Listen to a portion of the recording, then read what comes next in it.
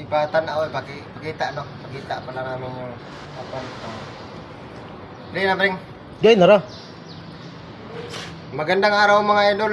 Ipapakita pala namin sa inyo ngayon ang grasshopper or apan na tinatawag sa amin. Kinakain namin to mga idol. Ito, napaka-crunchy nito.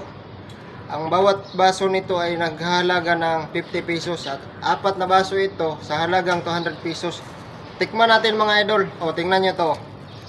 Ito ay mga apan-apan mga idol. Tingnan nyo mga idol, kainin ko. Napaka-crunchy mga idol. Malasa at masarap. Yung mga rich kids hindi nakaka-relate nito mga idol. Bihira lang kasi ito sa city. Kasi kadalasan makita ito sa probinsya. Kainan na tayo mga idol.